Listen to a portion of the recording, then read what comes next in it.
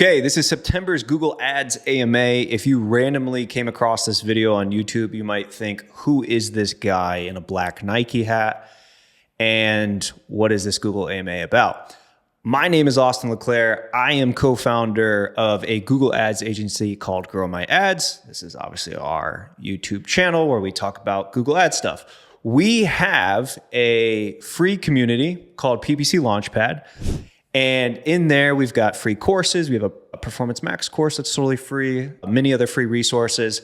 And once a month, I do an Ask Me Anything about Google Ads, and I record video responses to it. It's totally free.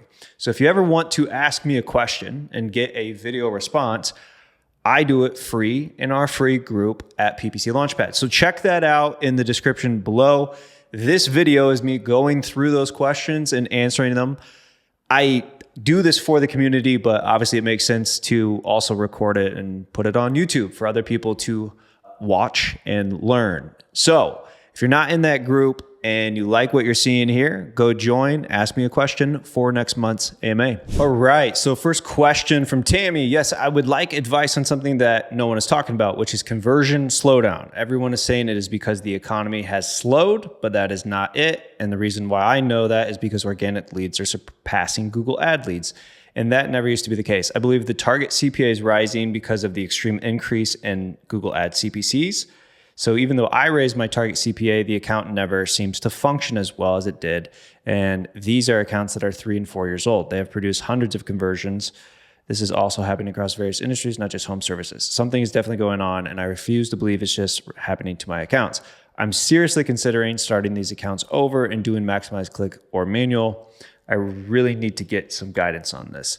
Yeah, this is a big first question to start with. So I will say, I do believe that the economy is softer. So I think, yes, in most industries, there is a macro piece that is involved, okay? Now, it's going to depend on where you're at in your company stage and what industry you're in. So if you are in the furniture business, like I know very well due to some clients that are very big in that industry, you're getting slaughtered right now.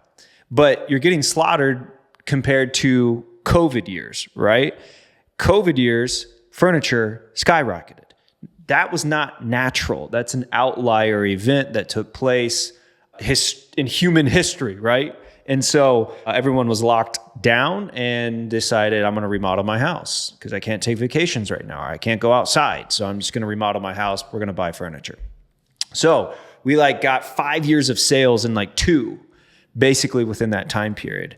Now it's a bit of a reversion back to the mean. And so in those scenarios, you have to look at where were we at in 2019? Where are we today in 2024? Take out COVID. What would the percent growth look like if we were just naturally growing at the same rate we were before COVID? In our case, it looks very like a very natural curve. We just captured years of that up front. And so now when we look at results, it's wow, we're getting slaughtered. But the reality is we can't recreate that climate that we were in, nor should we recreate a COVID climate. And people are just less likely to buy furniture today. There's data points though within the industry. There's data, the Wayfair CEO came out, said sales are down 40% or 50% within home decor and furnishings category for them, and Wayfair is obviously very big. So it's going to depend on your industry. I am seeing though a lot of companies not get they're not bleeding, but it's starting to slow down. And yes, CPCs are up. Okay, so here's an article right now. Google search CPC up 13% year over year. This came out in April of 2024. And if we look within the past 5 years, CPCs are up 40 to 50%. So yes, CPCs are up in Google. Google also quietly increases ad prices to meet targets, claim executives. So Google's in an antitrust lawsuit. There's been some whistleblowers in there who basically said, so in the auction, there's floor prices, right? So let's say you want to bid on anything within finance, okay, like mortgages.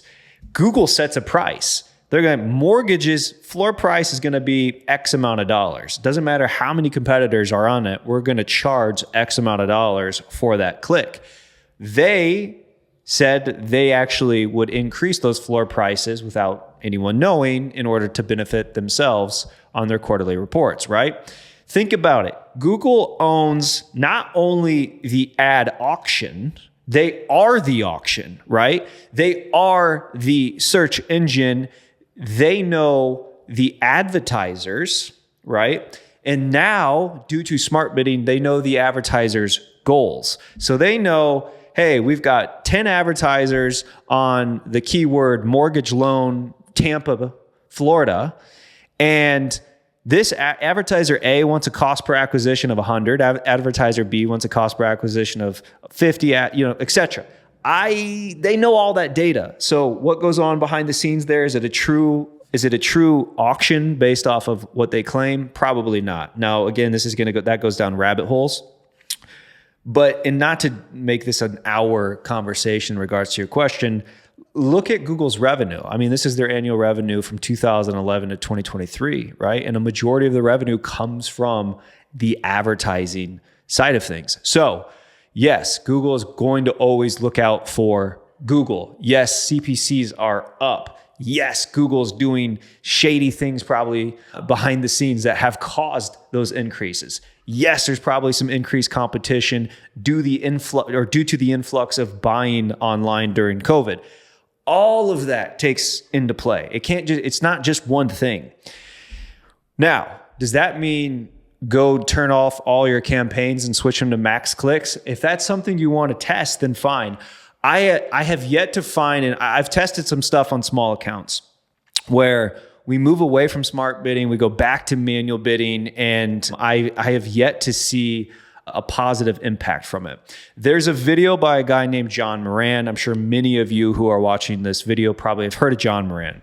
John Moran is a wizard of sorts within the Google Ads world. He used to be a part of a company called Solutions 8, which is an agency, and they have a YouTube channel as well. I'm sure many of you have seen. John Moran came out with a very controversial video saying, he took off his conversion tag from his campaigns and basically showed how Google's price fixing, and he was able to lower CPCs, and they were just tracking sales on the back end. Listen, that takes a lot of sophistication to pull off. I think it's a short-term gain that you get from it, not long-term. I think long-term you lose. And I do know people who have been testing that specific theory of his, and their results aren't so good. I am not going to tell you to start your accounts over, nor I would never recommend that to anyone. I just think you've got to play with what you've got to play with. Now, if you want to test this, that's on you. And if you get good results, please report back to the community. I just can't. It's hard for me to say, yes, that's a good idea to go do, because again, we've tested it on some accounts and I'm not seeing positive influence from it. In fact, in some of our cases, we've actually seen the negative drop because we took smart bidding away, which is getting us conversions because it knows our converters. And then we went to manual CPC. I do believe Google has a favoritism towards the smart bidding. And so when you're using manual CPC, I do think sometimes you're getting maybe like some of the scrap traffic. That's a rabbit hole conspiracy theory there. Because Google's goal is just to make every advertiser happy, right? Because they're going to get more money from everyone. So they don't want someone coming in and dominating search impression shares, stealing everything. And so I don't, there's no hack so far that I have found that has magically increased accounts that are suffering some decreases. In short though, this all varies. I have companies and clients that are killing it right now, but they're in different industries and they're startups. They're not like these mature businesses that have had, consistency within their companies. So these are businesses that are newer and they're growing and they're innovative, etc. So their before and after looks different than a before and after of a 50-year-old company that's been around forever, pre and post COVID and pre and post Google ad changes within the CPCs. But yes, I will say, even with all the automation, and that's why everyone's afraid of AI with Google ads and all this stuff, I think that I've been in this a decade. I think the game is harder. I think we all were lazy because we rode a bull wave. I mean, you could launch ads anyone could launch ads if they just did it correctly, right? If you just knew a little bit about Google ads, you could launch an ad and get sales right away. You could run alpha, beta, and skags and just absolutely dominate. Those days are over. And now you have increased cost, in many cases, increased competition too. And you've got a softer economy. It's just a tough arena to be playing in right now. I think a lot of businesses, and this is why you need to be a strategic advisor to your clients, not just a Google Ads media buyer. One of the conversations that I'm having with my clients, this is what I'm telling our team to have with clients. You can't be siloed into thinking Google Ads is going to save your business. Google Ads is a customer acquisition tool. If Google Ads gets harder, the cheese moved. You got to start moving and figuring out other areas of opportunity. Where there's a lot of opportunity within businesses today is working on their business, their offer, their brand, their customer experience. There's so much within small businesses that is always terrible. And yet everyone just thinks, well, I want to throw more money at ads. When in reality, I'm like, use some of that money to have a better website experience. Work on some CRO. Your checkout process is terrible. You barely have any reviews going on. There's so many things that are hard that people want to avoid doing. And really that has some of the biggest impact on your business versus complaining about CPCs and you can't get what you used to 2 years ago. So Tammy, sorry for that long rant. I probably didn't even answer your question, but yeah, the game's tough. I don't know of a tactical hack right now. John Moran apparently does, if you want to look into that and test it, but I have not seen the positive impact that John Moran did. You can look into that, test it. Again, just search John Moran, Google Ads, CPC hack or something. I'm sure you'll find it. And again, John Moran seems like a wizard of a guy. So I don't think he's spouting anything that's maybe incorrect or he's lying about his results. I just have not seen those results from other people I know who have tested it.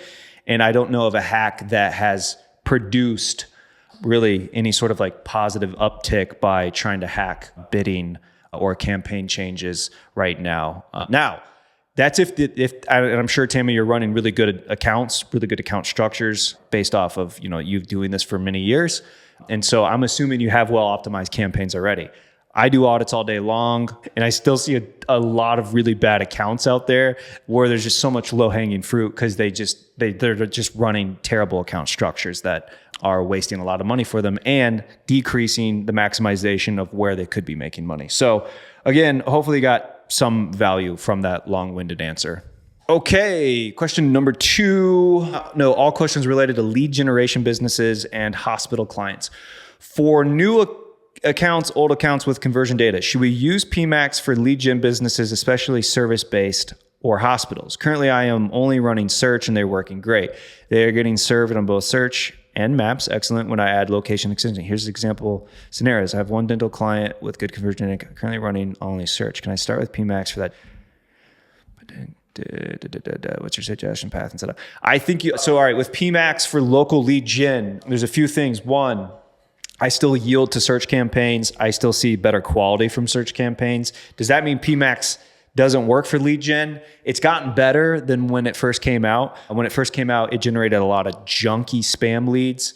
You just have to test. So I would just do a small test. You're probably going to get, at least some potential remarketing there that you might be missing.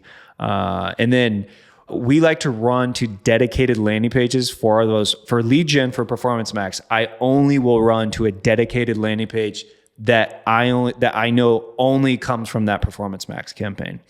And so we make sure no other traffic is going to that landing page. It's a dedicated landing page for that.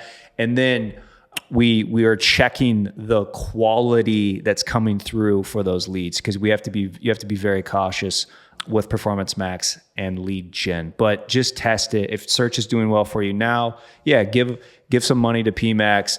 Don't turn off your search. You can run both. And then if PMax produces a bunch of junk, you're going to know right away. But yes, just go ahead and test. I usually start the campaigns with max clicks and wait for it to get at least 30 to 50 conversions before going to max conversions. But with very low budget clients, I'm not able to get anywhere close to 30 per month. What should I do in that case? Can I use manual CPC when the hands? Yeah, this is a super good question because it's really hard Small budget accounts are hard. You're not going to usually get 30 to 50 conversions. Now, there's some issues there, right? Sometimes I'm like, then does it even make sense to run Google Ads? That's a bigger question. What I have found a lot of times is, I'm running for small budgets. I'm running a lot of exact match and a lot of manual CPC, where I have to just control everything tightly because there's only so much budget that they have. Max clicks is probably even too aggressive in that case. If you're never going to hit 30 to 50 conversions and you know that based off the math, then stick with manual CPC. And usually I stick with tight, high intent, exact match keywords. Sometimes I'll open it up with phrase and just manual bid that. Now, I will at times then, once I have, let's say I had 10 conversions in a month, there are times I'll take a gamble and I'll flick it to max conversions and see what happens. Every once in a while, you do get a boost. Now, I let the client know beforehand. We know this could get bumpy. We know that if it doesn't work, we could go into a lull period. But in that case, do your due diligence, but test. It can sometimes work. Then about keyword match types, almost always I use the exact only, because every time I use a phrase or broad, keywords are getting out of control, etc. Even though I have a big negative list still there. So useful keywords. What match types should I be using? If it's small budget and local, kind of like what you're running, exact, I like exact a lot. It's going to be expensive, but usually high intent, and you can control it, especially when you're not able to get the high conversion volume, that 30 to 50, like you were talking about. Phrase can work very well too, especially if you have a tight negative keyword. Broad, I did a video on our YouTube channel. It's broad match keywords, when to use them and when to avoid them. You can go watch that. Basically broad, I only use when I have dialed in campaigns. I bake them into those campaigns, into the ad groups I already have, where I'm running exact and phrase. I bake them into it and it amplifies the campaign because I'm getting more scale now. But I usually don't run it until I have a campaign already with good conversion volume and I'm using smart bidding, a TCPA or a T-ROAS at that point. Okay, does running campaigns on 2 Google Ads accounts for 2 stores, 2 different domains, but with the same product range make sense, or will competition between the stores cause more harm than good? I never recommend it. I do know companies that have bought other companies in those same industries. Technically, you're not allowed. If you're the same company, you cannot be advertising on the same keywords within the same industry. So let's say you're a mortgage company and you're like, oh, I'm going to launch 5 different mortgage websites and then try to dominate the mortgage terms in my area. That's what Google wants to avoid. I know companies who do get away with double serving, like they actually own 2 companies for very similar terms and their ads do show twice at a time. It's not, Google doesn't want that happening. They claim that you could, get suspended for it. I never recommend this. And so, no, I don't think over time you get a competitive advantage unless you acquire like a competitor or something by doing that. Or I have seen cases you're in the same industry, it's the same terms, but you have 2 different offers for 2 different audiences. That I've seen take place as well. So, yeah, I don't normally recommend this. Rob, hey man, I appreciate you always have good comments to people in the group, so I appreciate the feedback you give, Rob. You obviously know what you're doing. So thank you. What does your reporting communication look like with clients? Does it vary on service level or ad spend? Well, I couldn't publicly say that, could I, Rob? No, I'm kidding. So reporting minimum, we like to do once a month. We're doing hopefully a call with them. If they don't want to do a call, we're doing a Loom video. Reports will vary by client. I like to keep reporting very simple. And then if clients want more, we will tailor that to their needs. But instead of, like, a lot of people want to go too complex. They want to give the client way too much data. At the end of the day, listen, I hire companies, right? Like, who do work for us, for my business here, Grow My Ads, right? So I don't have time to read a 30-page report on a bunch of data. I want you guys to just do your job, and I want to know I'm paying you X. What am I getting back in return? Where's the value? Where are we headed, right? So I just want high level, boom, where am I going to go with this and what kind of value am I getting currently? That's how I usually go with reporting for clients. Keep it high level, keep it focused on what's working, what's not, where we're headed for the future, and making sure they know what value they're getting for paying us too. And then if they want more, and I have clients that are like, well, what about, can we see this? Can we see that? Fine, we'll start adding that. But I don't start there. So we start simple and then we'll expand if we need to. 95% of clients will be okay with simple. And then you provide the value within the communication piece. Communication's big. Communication, again, I make sure we're doing at least one call a month. If we can't do a call, we do Loom. I teach my team, if back and forth messaging gets to a point where you have to really type out like a long paragraph, don't send it. Send a Loom video. Articulate what you're trying to say in video format. It goes a long way. So we use Loom. I think we're in the top 1% of Loom users. I use Loom all day long, and the team does as well. So we're always sending a lot of Loom videos. And communication is key. Retention of clients sometimes isn't actually from the performance. It's from relationship, and it's from communication, and it's from value. Now, not always, right? But that communication's huge. And so this does differ a little bit for some clients over others. Like obviously newer clients, there's got to be more touch points with than someone who's been working with you for a couple of years because they trust you. New clients don't trust you. So the amount of communication in the beginning is going to be a bit higher than what it may be for, a year.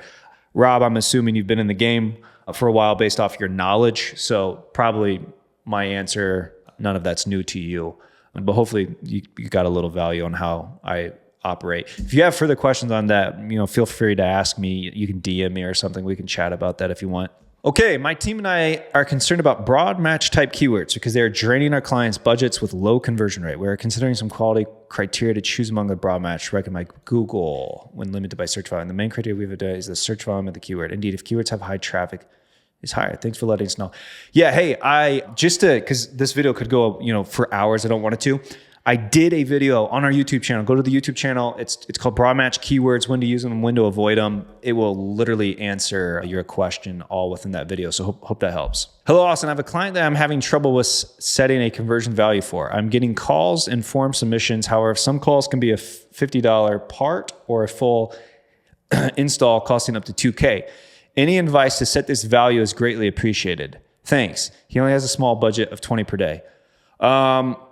Okay, so, if you're using like call rail or call tracking metrics, like a third-party call solution, you can actually push values back from closed call deals. I believe they actually have an API integration that will auto do that. If not, you can set up offline conversion tracking to make that happen. And so that is what I would recommend if you're not using call tracking. In a case like that, where calls are obviously highly important, look into call rail, look into call tracking metrics, look into being able to push the values back. And then if you can't do it automatically, you can do it through offline conversion tracking. So take a look at that. Question, if you were setting up two campaigns, one for brand keywords and the other for non, how would you allocate your budget amount of each? Would you start them off with the same amount and adjust as the campaign progresses? Well, usually I'm like, if you're going to run brand, just run it. And, whatever it costs because it's your own brand terms. And so no, normally like I would just set a brand campaign up and we just see what kind of spend it takes in order to, have that exposure. What I wouldn't recommend though is giving most of your budget to it. Let's say you have a small budget and then you give most of it to brand and then only a little to non-brand, and then you never get any non-brand from it. You're never going to grow because brand is not always going to be repeat customers or people who know you. It will help. There is some lift there, but in the beginning, I would be focused more on non-brand because you're looking at how do I start acquiring customers, new customers from Google Ads. That is what I want to make first. Brand's going to be there to protect my brand, right? And then also capture some of that traffic that is Googling for my name later on in the customer journey. So yes, focus on non-brand as much as you can in the beginning. Get that to work because that is more than likely going to be new money, new customers for you. Hello, how to use the right bidding strategy and display remarketing campaign. What parameters can be taken into account for budget and CPA? Boy, well, I have a full bid strategy video on our YouTube channel. It's not specific to display remarketing. Display remarketing, though, a lot of times we will start it with max conversions just to get it going. And then over time, we'll just dial that into a goal of ours that makes sense for the client, whether it's a TROAS or CPA. Or we will bid it manually and not run smart bidding and work more off of, impressions and clicks just to see if we can get some conversions there. I will say display remarketing, if you're in lead gen, it's different, but for e-commerce, it's been rough because Performance Max eats up most of that now. And so I remember years ago, I would run display remarketing, very sophisticated, crazy display remarketing campaign structures with like 1-day visitors and 7-day visitors and 14-day visitors. And we would exclude the 1 day from the 7-day and yada, yada, go crazy with it. And that doesn't seem to be the case anymore. So with that, your bidding strategy really should just come down to what your overall goal is trying to achieve with Google Ads. And then with remarketing, you have to remember, hey, these are customers you probably already paid for to remarket. So, should you be operating this at the same sort of margin that you're operating your other campaigns off of? That's usually a discussion with clients. But normally we're going to operate at a tad higher because we've already paid money to probably get most of that audience pool. Okay, regarding additional campaigns alongside a successful PMax, what do you generally recommend for e-com with accounts spending 15 to 30K? I understand your second PMax strategy. Thank you so much. So with PMax, I'm still trying, the bread and butter, basically, especially in e-commerce. It's going to be search. So PMax, then I'm running search still. I see a lot of companies still, they just think PMax is everything and they don't even run any search ads. That's crazy. Run search on converting search insights that you see inside the PMax campaign. I believe that there are the search categories that they get labeled under in the Insights tab. Start bidding on those manually in your search campaigns. By the way, an exact match keyword overrides PMax according to Google's rules. Now, you have to be careful now with search themes that you add to your audience or to your asset groups, because that actually can now behave similar to those keywords in a standard search campaign. But a exact match should override the Performance Max campaign. So I run still and make good money in most of our big spending e-commerce accounts with a lot of search. And I feel like a lot of people are getting lazy and they're only focused on Performance Max campaigns now. And there's still a lot of money to be made with search. And with search, we're still running standard search campaigns. And I'm still running DSA, even though PMax will contain DSA. And if it gets volume and works, then it does. It gets volume and works. And if it doesn't, it doesn't. But I'm always just testing. Same with remarketing. Again, I think remarketing gets eat up. Like remarketing is actually really like harder, it feels like, with PMax, with e-commerce. I just mentioned that in the last question too. But I still will test it. So I still test. Now, the campaign types that you don't see me run a lot. Demand gen. I don't run. We've tried demand gen with so many companies and just can't seem to get it to work very well.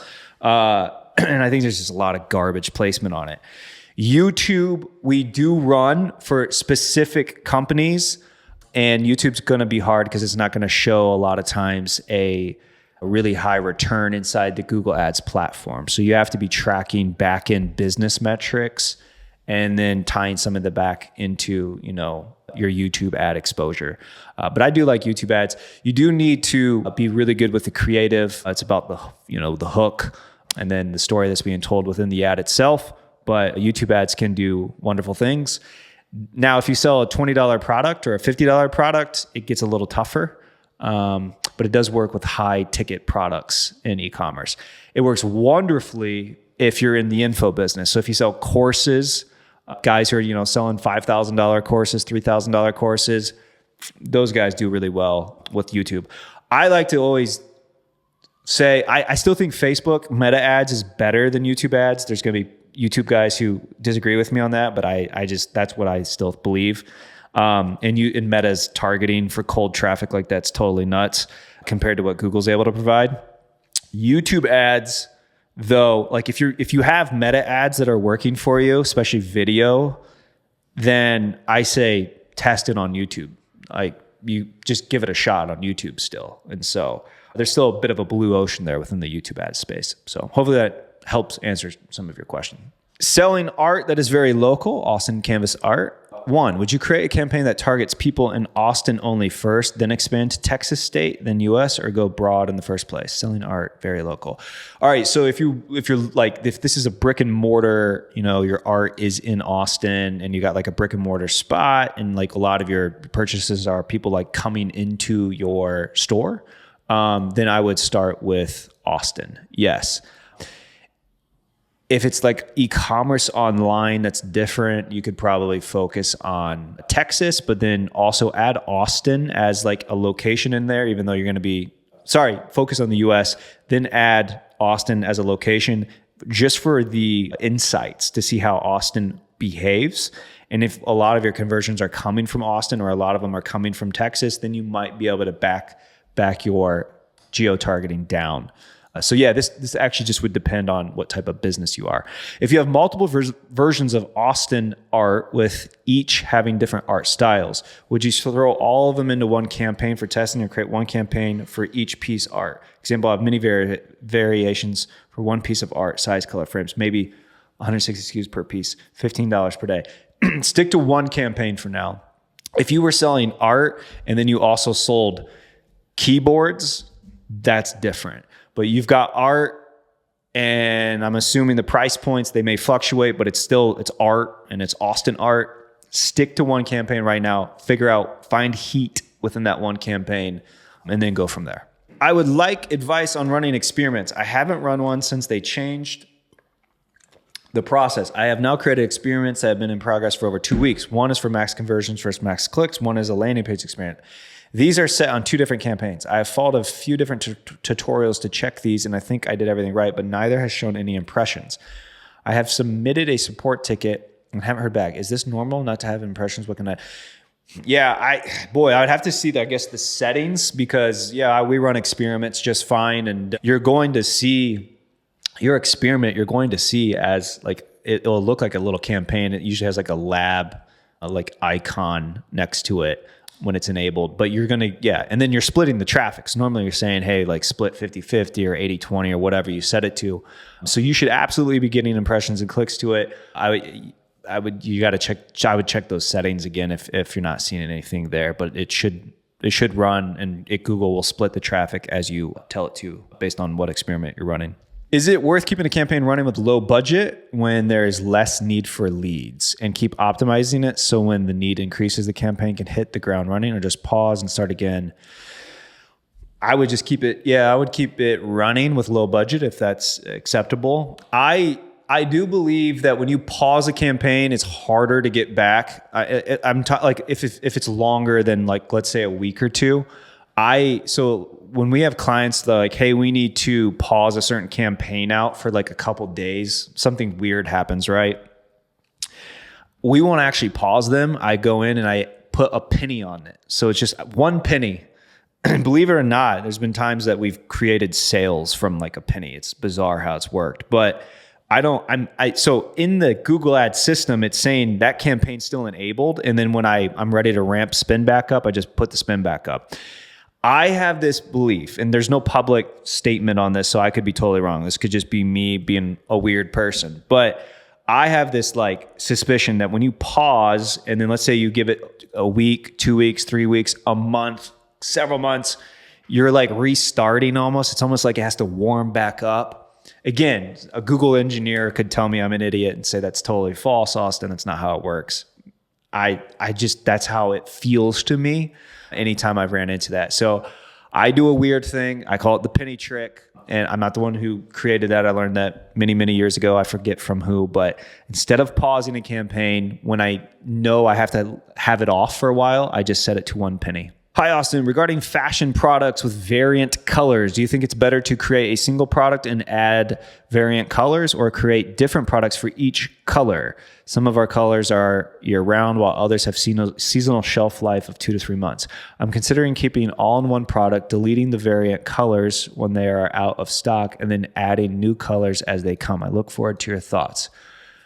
Okay, let me just think of this again. So regarding fashion products with variant colors, do you think it's better to create a single product fashion product with variant colors. Do you think it's better to create a single product and add variant colors or create different products for each color?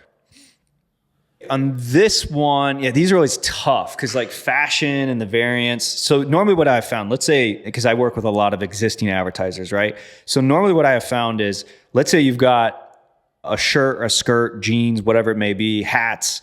I'll use my Nike golf hat I wear in all these videos, right? This black Nike golf hat, let's say there's like 10 different colors. So if I'm looking at most advertisers, existing advertisers, I may find the black Nike golf hat actually does the best, right? And if you look then into the queries, maybe people are just typing in like Nike golf hat or men's golf hat or golf hats, etc., right? It's going to capture a bunch of different terms. And then you'll see like pink might not do as well and white might not do as well. And these are different actually item IDs that are in the feed. Well, what you do there is you just operate them as they are. So if pink doesn't do well over time, you're just going to weed pink out. And if blue doesn't do well, you're going to weed blue out. Now, there are times though that you'll find what does really well is like certain colors, black Nike golf hat. That's actually what we convert the most on. And so having the SKU set individually, and then in the title, it's men's Nike black golf hat, whatever, right? It does well because I just typed in Nike men's black golf hat. So I just look at the data first, and I don't want to kill off anything that isn't doing as well. There are cases, though, where bringing it down to a simplified feed and then, running like variants inside of how you have your feed set up, usually using some sort of feed tool in a lot of cases, can help. I'll give you an example. One time I worked with a company and they actually have like an insane amount of variants because they do custom cut metal, right? And so the variants there could be like 100 different variations of these sizes, but it really is just like, hey, I need a steel beam. Well, we went from a simplified feed. It was steel beam. That's all we advertised on. And we were able to get away with doing that. And then we went to, hey, let's go and run all the variations because we thought a lot of people would be typing in the exact custom cuts, the sizing that they would want. Well, guess what happened? We like 10x'd or 100x'd our feed size. It was totally insane. And we killed results. Now, this was 4 years ago. We had to revert back. And I think that we just basically what happened is I think we gave Google way too many SKUs all at once. We went from like 100 to, thousands, and it just shocked it. And the smart bidding didn't quite know what to do. And basically we just saw a nosedive down. But I also do believe in that case, a lot of people were searching just for generic steel beam terms, custom cut steel beam, etc. So they weren't exactly like, oh, there's my exact size. Now, it gets like for shoes and things, right?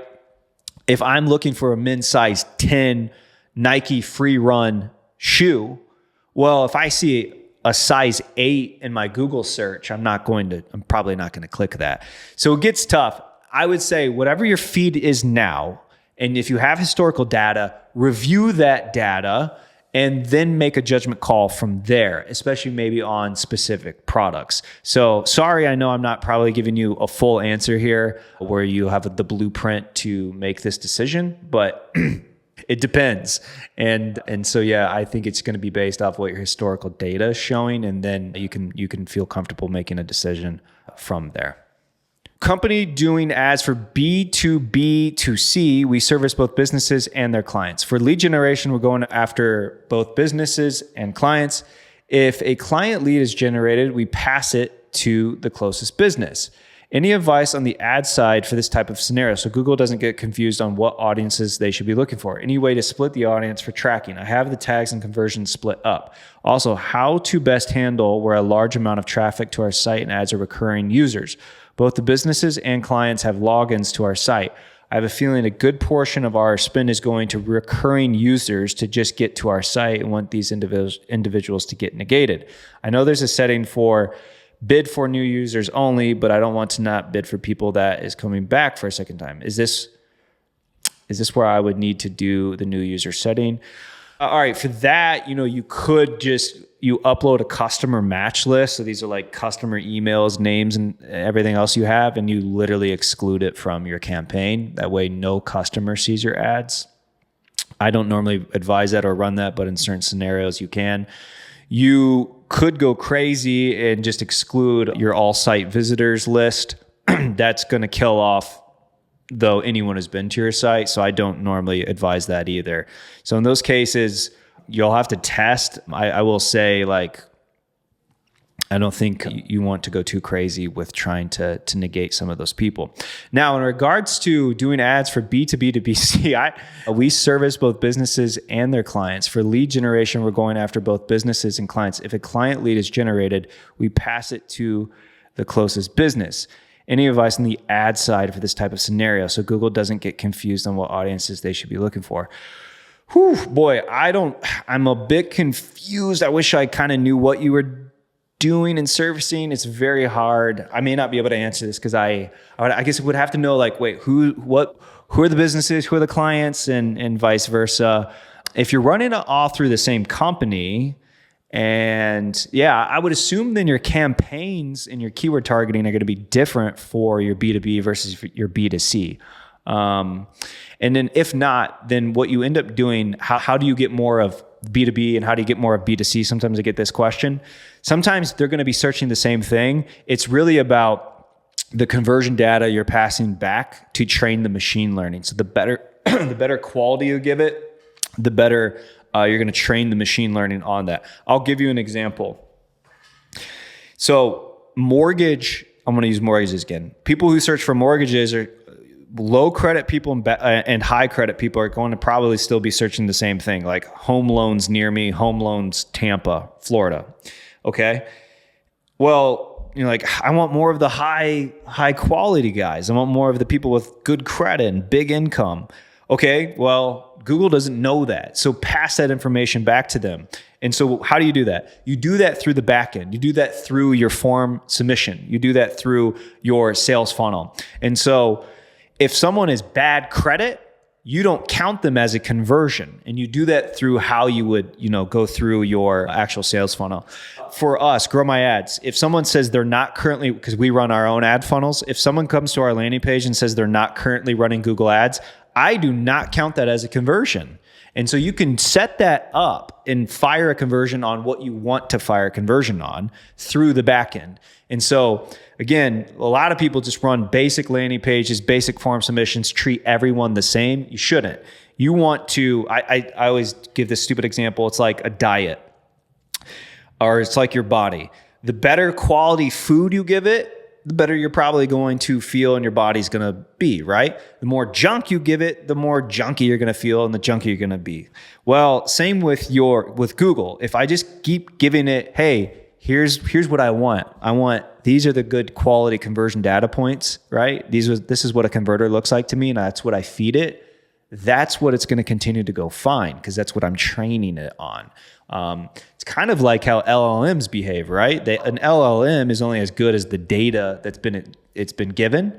And so, for a very small scenario, let's say you gave an LLM just a bunch of lies and it doesn't have access to any other data, it doesn't know that that's false information.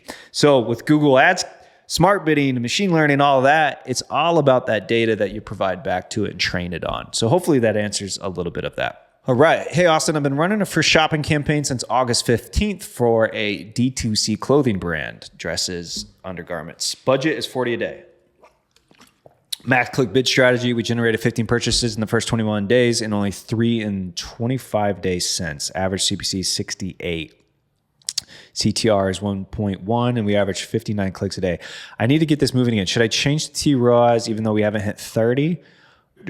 And also, I'm currently advertising only on one of the 3 product lines we offer, which is a newer line that has fewer product reviews. Google's main recommendation is targeting all eligible. Should I add another? All right. Should I add another line with more reviews? Do you have the budget to do that? Then yes, I would do that. Just get some data going on that. The products are similar enough. Yeah. Go ahead and do it. If you got the budget and you're not like constrained to this crazy, like I need to hit profit with a small budget scenario.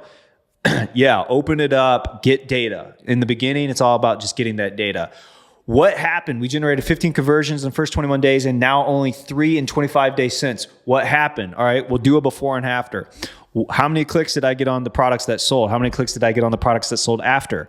What type of search queries did I have before? What type of search queries did I have after?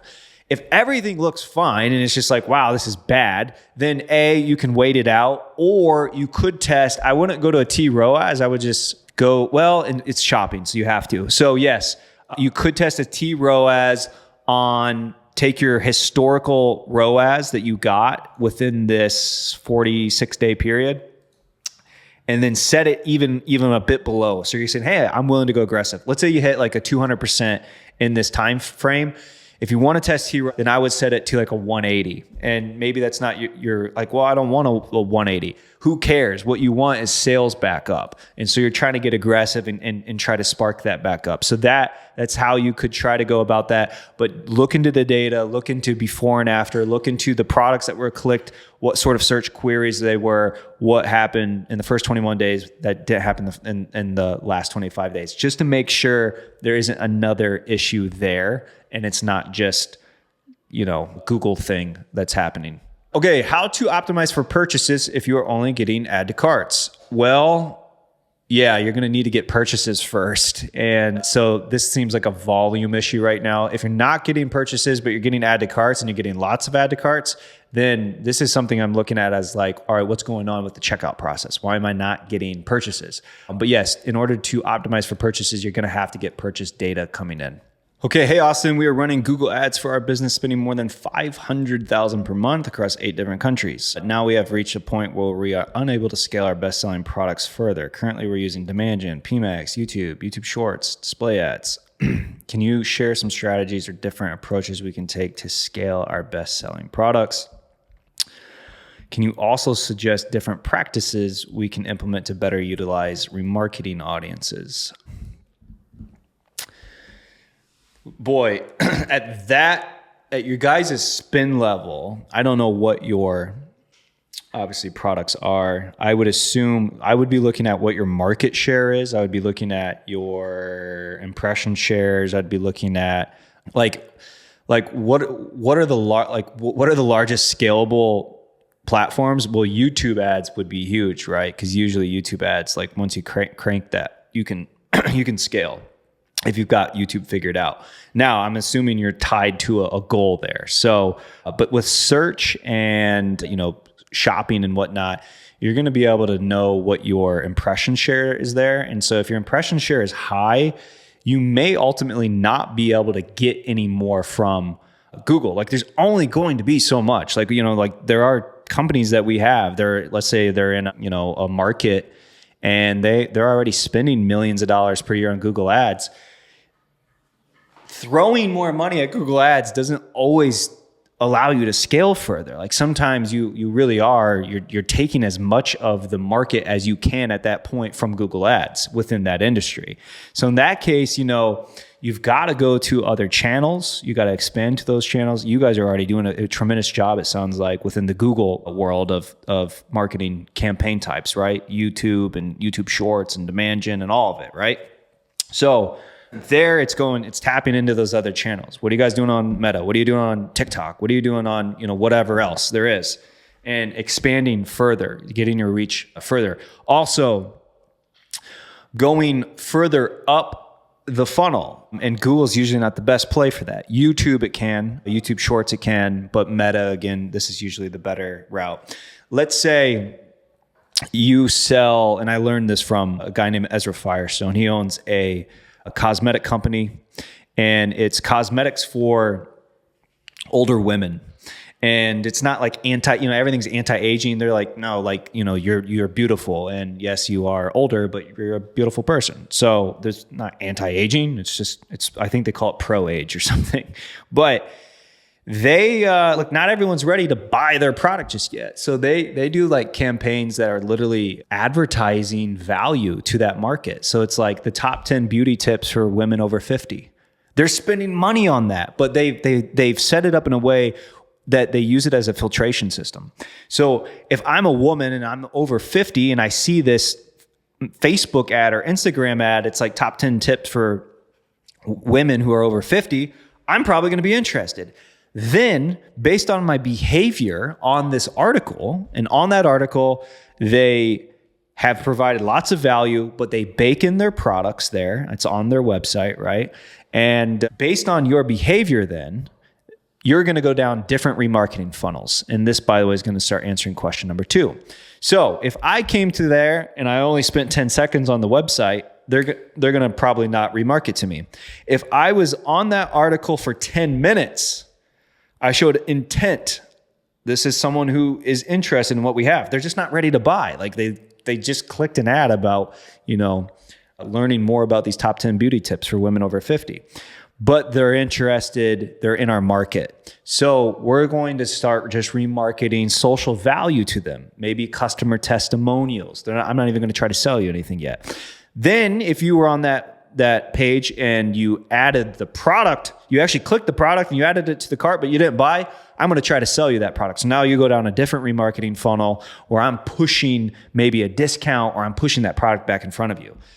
I'm not going to try to really probably push too much social value yet. You were almost there. I just got to get you to the finish line. Where someone who didn't click that product, didn't go to the shopping cart, they just spent time reading the article. I know they're probably in my demographic, and I just have to kind of build my awareness and my social value to them. So that is how you can really expand your remarketing and better utilize it versus just like blasting everyone with the same message. Okay, hi, I'm running over 3 years Google search campaigns for our business, a mobile tire fitting company with 30 pounds per day. Max conversions without CPA, and our goal is to get more quality phone calls. Until 2 to 3 months ago, everything was good, but now is worse. I set up a new search campaign, same budget, broad match, max conversions without CPA, and in the first 2 days was excellent. After that, again, started to have around 10 clicks, only 2 to 3 phone calls, low impressions, around 200 per day. What can I do? What is wrong with the campaign? Should I set up another type of campaign? No, I don't think you should. Which one is the best to get more phone calls? What bid should I? All right, that's a lot. I can't really actually answer all of that. Here's what I'd recommend. I have a video on our YouTube channel called How to Set Up the Search Campaign the Right Way. I do recommend you checking that out. And then how to optimize the search campaign the right way. I would be looking at, all right, what has historically converted for you keyword-wise? I would be running those definitely an exact match and trying to get, what's my search impression share on those, etc. How do you get more quality phone calls? That is going to come down to what is considered a quality phone call. If your phone call, right? So if you look at the standard call tracking, 60 seconds usually is what triggers like a conversion for a phone call. How do you get more quality calls though? Well, I always ask businesses, what's a quality phone call? How long does that normally last? Well, it's going to be a few minutes long. Then you got to work your way up to only tracking a few minute long phone calls. You can't do it right away because you'll probably kill volume, but over time you go from 60 seconds and you might go to 80 seconds or 120, whatever it might be, right? You want to continue to increase the call duration that fires a conversion. Over time, what you're doing is weeding out the low quality calls. Those are no longer being counted as conversions. What are you doing? You're training Google's machine learning on only quality calls. That's how you end up getting more quality calls. In regards to your account structure, you've got to just probably focus on the top converting terms. If max conversions, 30 per day, max conversions, up until 3 to 4 months ago, everything was good, but now is worse. By the way, check Auction Insights report. A lot of people get in this situation like, Google's doing something funny. It's not working anymore. And I'm like, well, did you see that the competitor's running a sale right now? You got to look at your competition a lot of times. Everyone wants to blame Google. And again, I'm not standing up for Google by any means, but everyone thinks something's going on voodoo wise in the background of Google. It's not always that. So in some cases, is there a new competitor that's advertising? Is a competitor advertising a better offer than you right now that's changed? They're making changes just like you're trying to make changes, right? So what happened? There's a variable there.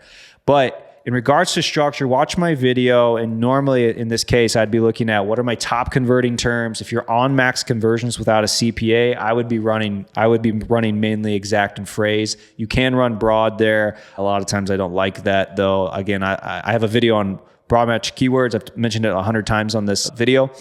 That I would recommend usually when I have CPA goal added or a TROAS goal added. So yeah, hopefully that answers some of that. Hi everyone, do you guys use any third-party tools that help with your campaign optimization?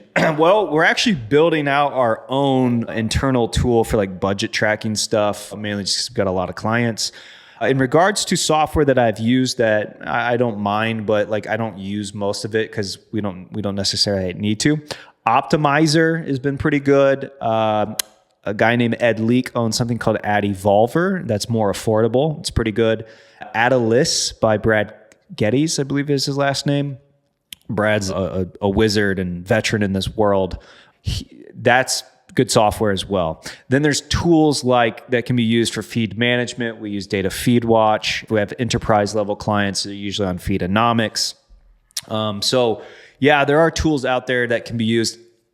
Here's the thing. If you run one account for yourself and you're not an agency or a freelancer with lots of clients, you don't need tools. Maybe feed management if you're e-commerce, but you don't need tools to be successful. I ran as a freelancer before I even owned an agency. I was running lots of accounts and I didn't even use tools and made lots of money doing that. So you don't need tools. Tools are just there to make you more efficient. But yeah, once you know how to optimize accounts, a lot of times you actually don't really need that. And with AI now, like Claude or ChatGPT, you can do some data analysis stuff sometimes with that. But yeah, the software just makes things a little more efficient, or the tools do. I mean, sometimes it can, spot patterns in data quicker than maybe you. Now, is it worth you paying what they want? Sometimes it's not. And so ultimately it just depends what type of account you have, how many accounts you have, what your needs are, and what your sort of budget is for managing those accounts. So, but there's a few there if you want to go check them out if you haven't heard of any of them.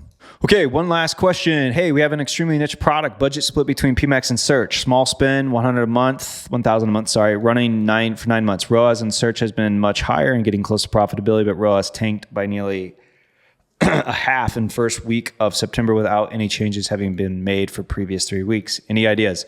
Okay, when this happens, I check what is there anything with the competition? I look at auction insights. I literally Google search the terms that I historically have been converting on. I see what my competitors' ads are. Again, is pricing changed with one of them? Has offer changed?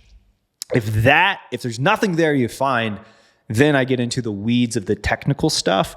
But start with like competitor landscape. A lot of people forget about that. They always think it's like some weird technical thing, when in reality it's like I've seen accounts tank and they're like flipping out and they think a technical issue happened. I'm like, dude, your competitor's running a 50% off sale on the products that are down 50%. Okay, of course they're gonna win that. They're gonna win that every time if your product is higher and they're running a sale. So I always check there first and then go back to the campaign itself. In those cases, sometimes you've got to readjust some maybe bidding if you have continued low conversion volume after like a really bad week or something. You got to get maybe more aggressive to try to drive back up some clicks there. So hopefully that helps. There you go. There is September's AMA. Again, this is something I do for free each month in our group, PPC Launchpad, which is a free group. That is in the description below. If you're not in that group, go join it. Lots of free resources in there. And you can ask me a question on next month's AMA, which I will answer again for free in video format like this. So if you're not in there, go join and I will see you next month's AMA.